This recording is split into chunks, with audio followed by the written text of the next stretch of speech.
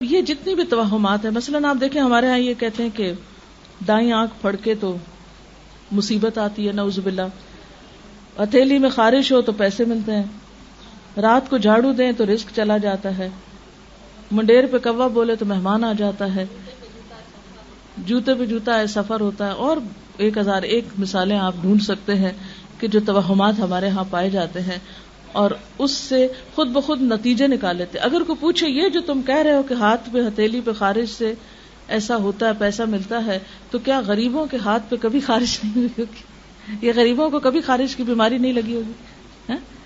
یہ سب ہمارے اپنے فتوے ہیں اور یہ جھوٹی باتیں ہیں، ان کی کوئی حقیقت نہیں. یاد رکھیں مومن کا عقیدہ کیا ہے کہ نفع اور نقصان صرف اللہ کے ہاتھ میں ہے. سورۃ التوبہ آیت نمبر 51 میں اللہ تعالیٰ فرماتے ہیں قُلْ لَن يُصِيبَنَا إِلَّا مَا كَتَبَ اللَّهُ لَنَا هُوَ مَوْلَانَا وَعَلَى اللَّهِ فَلْيَتَوَكَّلِ الْمُؤْمِنُونَ. آپ کہہ دیجئے ہمیں ہرگز کوئی برائی یا بھلائی نہیں پہنچتی مگر وہ جو اللہ نے ہمارے لیے لکھ دی. اللہ ہی ہمارا مولا ہے اور اہل ایمان کو اسی پہ بھروسہ کرنا چاہیے. پھر اسی طرح نبی صلی اللہ علیہ وسلم ایک مرتبہ حضرت معاذ کا ہاتھ پکڑ کے فرماتے ہیں یا معاذ واللہ انی احبک، اے معاذ اللہ کی قسم میں تم سے محبت کرتا ہوں.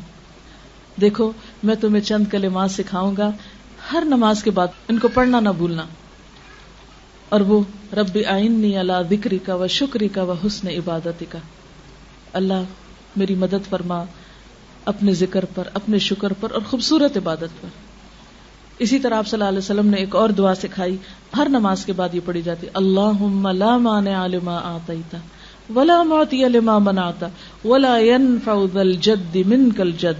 اے اللہ نہیں کوئی روک سکتا جو آپ عطا کر دیں، یعنی تو جو دے تو کوئی بھی اس میں رکاوٹ نہیں ڈال سکتا، اور کوئی دے نہیں سکتا جو آپ روک دیں. اگر اللہ کا اذن نہ ہو تو ساری دنیا کے لوگ مل کر بھی فائدہ نہیں دے سکتے. جیسا کہ ایک اور حدیث میں آتا ہے کہ آپ صلی اللہ علیہ وسلم نے فرمایا کہ تم یقین رکھو کہ اگر سارے لوگ مل جائیں اور تمہیں کچھ فائدہ دینا چاہے تو جب تک اللہ کا اذن ہو نہیں دے سکتے، اور سارے مل کے کوئی نقصان دینا چاہے تو نہیں دے سکتے جب تک اللہ کا اذن نہ ہو. اور نہیں فائدہ دے سکتی کسی دولت مند کو آپ کے عذاب کے مقابلے میں دولت، یعنی قیامت کے دن انسان کی دولت اس کو عذاب سے نہیں بچا سکے گی. اور آخری بات یہ کہ یہ جو ہم طوطا فال لیتے ہیں یا چوری کے لیے فال نکلواتے ہیں، اس میں بھی بہت احتیاط کی ضرورت ہے.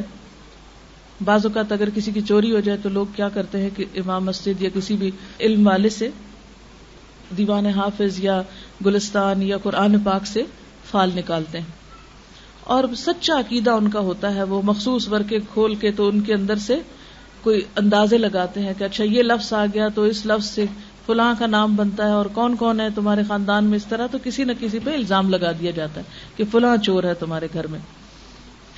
اس کے بارے میں ایک واقعہ ہے کہ ایک شخص پر اسی طرح چوری کا الزام لگا، بڑا ناسمجھ شخص تھا. اس نے جا کے مسجد میں قرآن کا ورقہ بھی پھاڑا اور کہا یہ قرآن بھی جھوٹا اور امام بھی جھوٹا، کیونکہ وہ چور نہیں تھا. اس پہ ناحق الزام، اس نے بھی بہت غلط کیا. لیکن بات یہ ہے کہ اسلام میں چوری معلوم کرنے کا یہ طریقہ بالکل درست نہیں. اس سے کیا ہے، اگر آپ نے کسی پہ ناحق الزام لگایا تو سخت پکڑ ہوگی. اور دوسرا یہ کہ قرآن پاک اس لیے نہیں آیا کہ ہم اس میں سے کسی کی چوری معلوم کریں، وہ ایسے علم دینے کے لیے ہمیں نہیں، وہ تو ذالک الکتاب لا ریب فیہ ھدی للمتقین، یہ کتاب جس میں کوئی شک نہیں، متقیوں کو ہدایت دینے کے لیے آئی ہے، رہنمائی دینے کے لیے آئی ہے، نہ کہ لوگوں کی چوری بتانے کے لیے.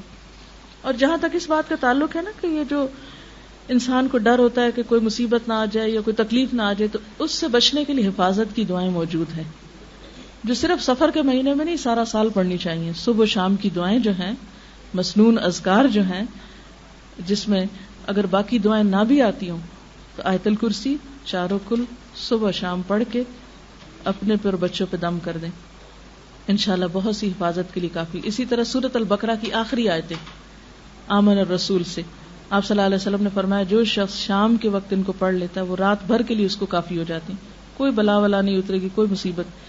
اور یہ جو آخری آیتیں ہیں یہ اتنی خوبصورت آیتیں ہیں کہ آپ صلی اللہ علیہ وسلم نے ایک دفعہ فرمایا کہ آج آسمان کا ایک دروازہ ایسا کھلا ہے کہ جس سے پہلے کبھی نہ کھلا تھا، ایک فرشتہ ایسا اترا ہے جس سے پہلے کبھی نہ اترا تھا. اور وہ ایسی آیتیں لے کر آیا ہے جو آج سے پہلے کسی نبی کو نہیں ملی، اور وہ اللہ تعالیٰ نے زمین و آسمان کی تخلیق سے بھی 2000 سال پہلے لکھی تھی یہ آیتیں، آمن الرسول سے آخر تک۔ عرش کے خاص خزانے سے یہ آیتیں ملی ہیں ہم کو، ہم سے پہلے کسی امت کو نہیں ملی۔ تو اگر آپ مغرب کے وقت نماز میں ہی مثلاً اس کو پڑھ لیں، عادت بنا لیں، یا کسی بھی وقت رات کو سونے سے پہلے پڑھ لیں، آیت الکرسی پڑھ کے چاروں طرف پھونک دیں، تو انشاءاللہ اللہ کی حفاظت پہ آپ رہیں گے، ورنہ کسی اور کے بس میں حفاظت نہیں ہے کسی کی۔ ولا يؤوده حفظهما وهو العلی العظیم، کیوں؟ اس لیے کہ لا تأخذه سنة ولا نوم، نہ اللہ تعالیٰ سوتے ہیں نہ اس کو اونگ آتی، کتنے بھی گارڈ رکھ لیں اونگ آ سکتی، ان کو نقصان پہنچایا جا سکتا، لیکن اللہ تعالیٰ کی ذات کوئی اس تک نہیں پہنچ سکتا، لہذا اصل حفاظت اسی کی حفاظت ہے۔ اس لیے انسان انسانوں سے بے نیاز ہو کر، کوئی انسان آپ کو نقصان نہیں دے سکتا، یاد رکھیں، یقین ہونا چاہیے اور ایمان ہونا چاہیے۔ اس سے انسان کے اندر اتنا توکل اور اتنی بے خوفی اور اتنا اطمینان آتا ہے کہ کوئی مجھے نقصان نہیں دے سکتا جب تک اللہ نہ چاہے، اور میں اپنے آپ کو اللہ کی حفاظت میں دیتی ہوں۔ اور اسی طرح آپ کا مال، جان، عزت، ہر چیز اس کے ہاتھ میں۔ نبی صلی اللہ علیہ وسلم کا طریقہ کیا تھا؟ جب کوئی خوف ہوتا، جب کوئی پریشانی ہوتی، جب کوئی تکلیف ہوتی، فوراً اللہ کی طرف رجوع کرتے، ہمیشہ نماز کے ساتھ مدد مانگتے، جس طرح خود اللہ تعالیٰ نے قرآن پاک میں فرمایا وَاسْتَعِينُوا بِالصَّبْرِ وَالصَّلَاةِ، صبر اور نماز کے ساتھ مدد مانگو۔ تو جو طریقہ قرآن میں بتایا گیا، جو نبی صلی اللہ علیہ وسلم کی سنت ہے، اس کو چھوڑ کر مچھلیوں کو آٹے کی گولیاں کھلانے سے کوئی حفاظت نہیں ہوگی اور کوئی بلائیں نہیں ٹلیں گی، اور نہ چنے کی گونگنیاں کھانے سے کوئی مصیبت ٹل سکتی ہے۔ یہ سب خرافات ہیں، خود ساختہ چیزیں ہیں، دین ایمان کو نقصان دینے والی ہیں، لہٰذا جو اصل ہے اس کی طرف لوٹیں، اور جو توہمات ہیں ان سے خود کو نکالیں، کیونکہ ان کا سب سے بڑا نقصان یہ ہے کہ انسان کام سے رک جاتا ہے، انسان کے ارادے متزلزل ہو جاتے ہیں، انسان کے اندر سے ڈٹرمنیشن ختم ہو جاتی، یقین اور ول پاور کم ہو جاتی، تو اس لیے ان چیزوں سے بچنا بے حد ضروری۔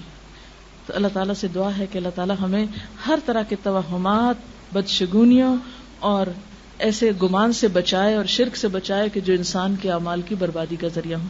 وآخر دعوانا ان الحمد للہ رب العالمین۔ سبحانک اللہم وبحمدک نشہد ان لا الہ الا انت نستغفرک ونتوب الیک۔ والسلام علیکم ورحمۃ اللہ وبرکاتہ۔